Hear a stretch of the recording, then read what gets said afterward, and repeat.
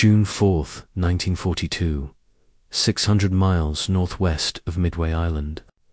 Radioman Second Class John Snowden grips his twin .30 caliber machine guns as 3 Japanese Zeros close in from behind. His pilot screams through the intercom to hold on. Their Douglas SBD Dauntless dive bomber, fully loaded with a 1,000-pound bomb, can barely reach 250 miles per hour. The Zeros over 330. The math is simple. They're dead. If you want to see how the most vulnerable aircraft in the Pacific became a Zero killer, subscribe now and watch until the end. This story will change everything you thought you knew about air combat. Most people think dive bombers were defenseless prey, slow, exposed, easy targets for enemy fighters. And they're right in paper. But paper doesn't account for desperation, skill, and the raw human instinct to survive when death screams toward you at 400 miles per hour. This is the story of how outmatched American aircrews turned their greatest weakness into a weapon. Spring 1942, the United States is losing the Pacific War. For months after Pearl Harbor, Japan controls everything from the Gilbert Islands to Burma. American carriers are stretched impossibly thin. Every battle feels like the last stand.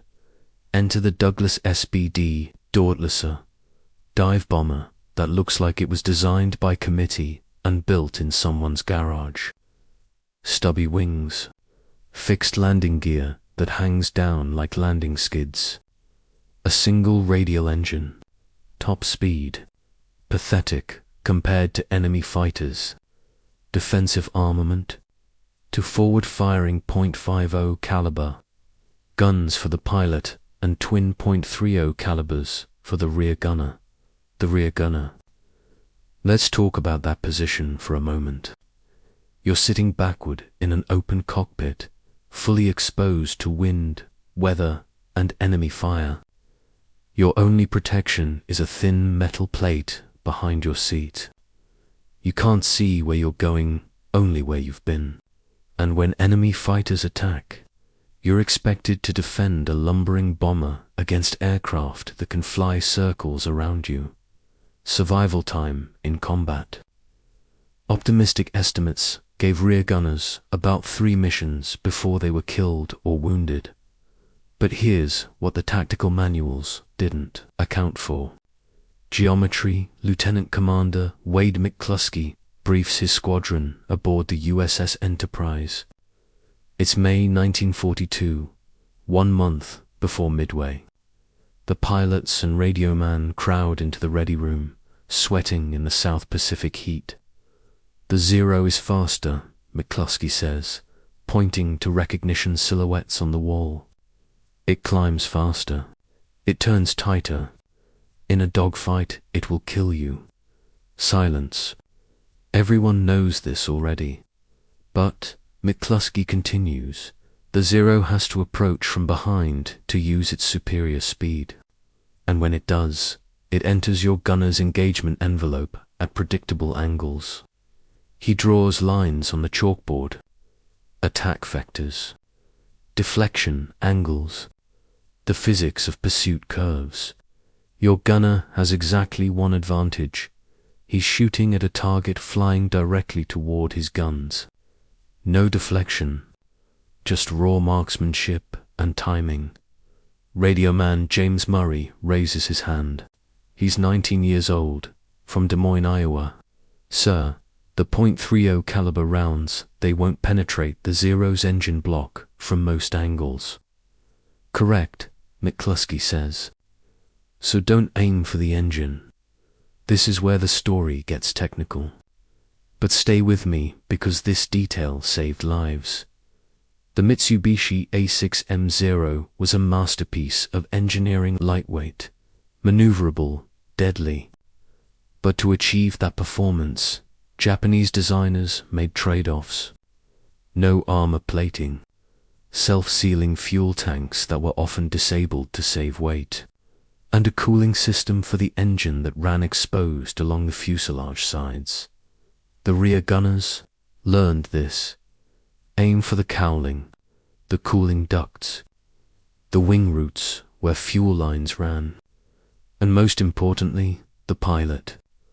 The Zero's cockpit canopy offered minimal protection. A sustained burst of .30 caliber fire through the windscreen was often fatal, but knowing where to shoot meant nothing if you couldn't keep steady under pressure. May 7, 1942, the Battle of the Coral Seether, first carrier battle in history. Lieutenant Stan Ring leads a strike group of 15 Dauntless bombers toward the Japanese carrier Shoho. The dive begins at 14,000 feet, 70 degrees nose down. The airframe shudders as speed builds past 280 miles per hour. Anti-aircraft fire fills the sky-black puffs of shrapnel that blossom like deadly flowers. Ring's radioman Anthony DeBattino braces himself against the rear cockpit as the bomber screams toward the carrier. Deck below, pull out at 2,500 feet. The bomb releases. Then chaos. Zeros swarm the formation as the Dauntless bombers try to escape at low altitude. Ring's aircraft shakes from a cannon strike. Hydraulic fluid sprays across the windscreen. DiMartino rotates his guns backward and sees 3 Zeros positioning for attack runs. The first Zero closes from 7 o'clock high textbook attack position. DiMartino doesn't wait for it to open fire. He begins shooting at 800 yards, walking his tracers through empty air toward where the Zero will be. The Japanese pilot sees the tracers and breaks left to avoid them. Good, that's one attacker neutralized, even if only for seconds. The second Zero comes from 5 o'clock level. DiMartino swings his guns and fires a 5-second burst 60 rounds. The Zero's windscreen shatters. The aircraft snap rolls right and plunges into the ocean. First kill. DiMartino's hands are shaking so hard he can barely hold the gun grips. The third Zero is already firing. Cannon rounds punch through the Dauntless's tail section. Ring shouts something over the intercom, but DiMartino can't hear over the wind screaming through bullet holes. He pivots the guns and fires blindly. No time to aim, just desperation and instinct. The Zero pulls up and away. Did he hit it? No time to wonder. Another Zero is rolling in. Ring drops to 50 feet above the water. So low, the bomber's prop wash creates a wake on the ocean surface. The maneuver forces attacking Zeros to approach level or from below positions that expose them to DiMartino's guns with minimal deflection. For 8 minutes, they play this deadly game. Zeros attack. DiMartino fires. Ring dodges. The Dauntless leaks fuel and hydraulic fluid, trailing smoke. Its control surfaces shot to hell, but it's still flying. Finally, American F-4F Wildcats arrive and drive off the remaining Zeros. Ring nurses the crippled bomber back to the Enterprise. Landing with 3 feet of hydraulic brake line severed and 1 wheel collapsed. DiMartino climbs out of the rear cockpit. His ammunition cans are empty 600 rounds expended. His hands won't stop shaking. The maintenance crew counts 73 bullet and cannon holes in the airframe. The intelligence officer asks how many Zeros he engaged. DiMartino says 7. How many did he shoot down? He claims 1 confirmed. 1 probable. Post-battle analysis, combined with Japanese records, eventually credits DiMartino with 2 confirmed kills and 1 damaged. In an aircraft that could barely outrun a modern highway speed limit. But the real lesson wasn't about kills. It was about survival. After Coral Sea Squadron commanders held emergency briefings, the Dauntless rear gunners, those who survived, shared what they learned. The information spread through ready rooms and pilots, ready stations across the Pacific Fleet. Don't wait for the Zero to get close. Start shooting at maximum range to disrupt their attack approach. Fire in short bursts to conserve ammunition. Aim for the cockpit and cooling system. When your pilot dives low, the geometric advantage shifts to you. Zeros have to commit to predictable approach angles. Most importantly, never stop shooting. Even if you're not hitting, tracers create psychological pressure. Japanese pilots reported that aggressive return fire often made them break off attacks prematurely. This wasn't formal doctrine. It was survival information passed from gunner to gunner, written in blood and adrenaline. June 4, 1942, the most important naval battle in American history begins at dawn. John Snowden, the radioman from our opening, sits in the rear cockpit of Lieutenant Dick Best's Dauntless bomber. They're part of Enterprise's dive bomber squadron, searching for the Japanese carrier fleet northeast of Midway Island. The search takes hours. Fuel runs low. Some squadrons turn back, but Best's group continues hunting. At 10:22 a.m., they find them for Japanese carriers spread across the ocean. Their decks crowded with aircraft being armed and fueled for a strike against Midway. Best leads 6 bombers in a dive attack. Against the carrier Akagi, the anti-fire is unlike anything Snowden has ever seen, a curtain of steel filling the sky. The bomber shakes from near misses as they plunge toward the carrier. Bomb release. Direct hit. The 1,000-pound bomb penetrates Akagi's flight deck and detonates in the hangar bay where armed aircraft are parked. Secondary explosions ripple through the ship, but there's no time to celebrate. As Best pulls out of the dive, Snowden sees them 3 Zeros diving on their tail. Best radios, 3 bandits astern. Hang on, the Zeros close fast. Snowden estimates their closure rate at 150 miles per hour. They'll be in firing range within seconds. He rotates his guns and begins shooting at 1,000 yards, far beyond effective range. His tracers arc through empty sky. The lead Zero fires. Cannon rounds stitch across the Dauntless's left wing. Snowden ignores the damage and keeps firing.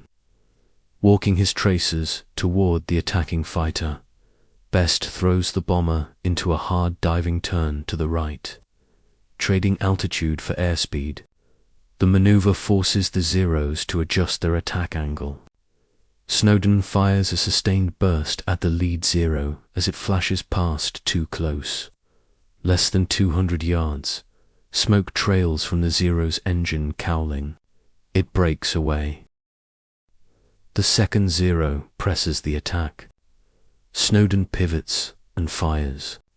The Zero's windscreen explodes. The aircraft snap rolls, inverted, and dives toward the ocean. To down.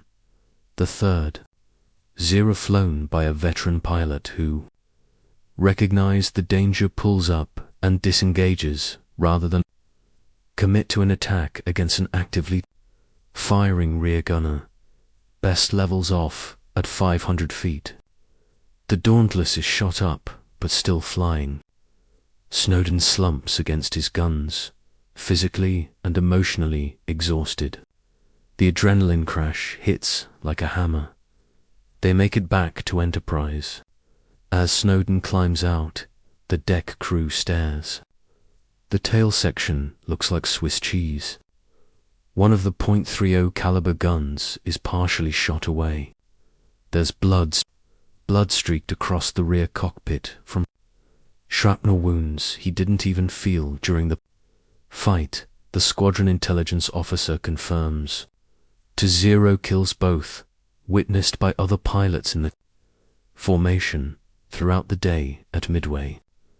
Dauntless rear gunners fought desperate defensive battles against Japanese fighters. Aircraft Bureau No. 2106, piloted by Ensign Tom Eversole, shot down 3 Zeros during the return flight to Yorktown. Radioman Harry Ferrier, flying with Ensign George Gay, engaged for Zeros despite being wounded twice, claiming 1 kill before their bomber was shot down. Gay would be the sole survivor of Torpedo Squadron 8. Ferrier somehow survived in the water for hours before rescue. The statistical pattern was clear.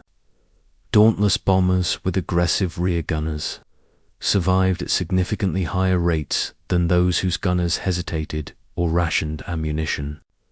The psychological effect of sustained defensive fire disrupted Japanese attack tactics even when the actual hit rate remained low. August 1942 through February 1943, the fighting around Guadalcanal became a months-long nightmare of attrition. Dauntless bombers flew daily missions against Japanese shipping, shore installations, and airfields, and daily Zeros tried to kill them. Radioman Harold Swede Carlson flew 37 missions from Henderson Field, the bullet-riddled airstrip American Marines carved from jungle. By the 3rd week, he'd perfected his defensive technique. "You learn the angles," Carlson said in a post-war interview. "Zeros always attack from above and behind when they can. That means they're diving toward you, which means their closure rate is high, but their ability to aim precisely is reduced. If you fire continuously during their dive, they have to fly through a cone of bullets. Most pilots flinch. Some don't. Those are the dangerous ones."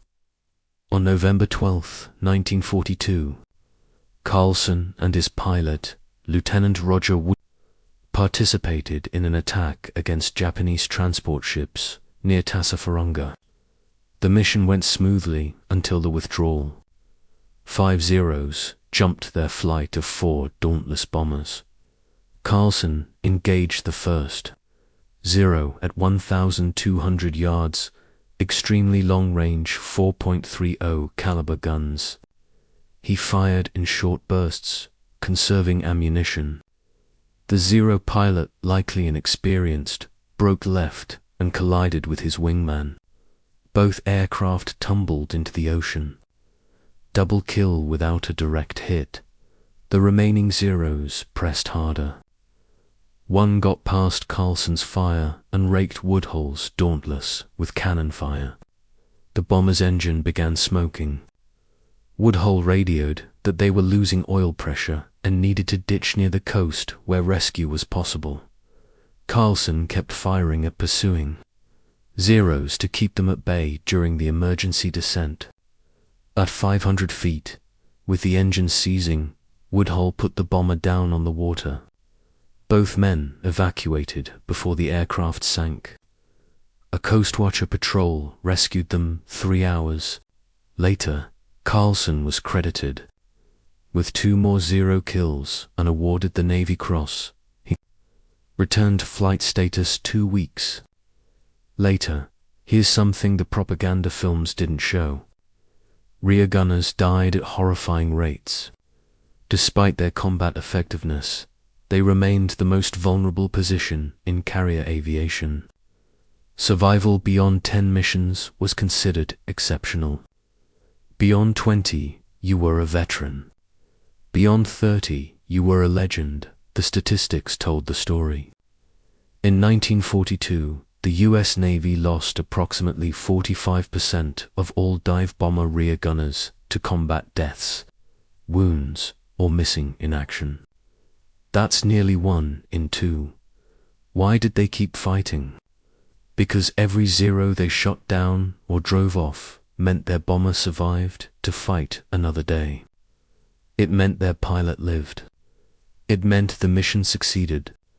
And in the desperate math of 1942, Mission success was measured in aircraft carriers sunk and invasion fleets stopped by mid-1943. The tactical situation changed. American fighter escorts became more common. New aircraft with superior performance entered service. The F-6F Hellcat could not only match the Zero but dominate it. The nature of the Pacific War shifted from desperate defensive battles to grinding offensive campaigns. The Dauntless bombers continued flying missions, but increasingly with fighter cover. Rear gunners still fought, still shot down. Zeros on occasion, but the existential terror of those early battles faded. In 1944, the U.S. Navy began replacing the SBD Dauntless with the faster SB-2C Helldiver. The Dauntless was outdated, slow, and obsolete by modern standards, but it had done its job during the most critical months, when American survival in the Pacific hung by a thread between Pearl Harbor and 1944. SBD Dauntless rear gunners were credited with approximately 1 confirmed aerial victories against Japanese aircraft, mostly Zeros.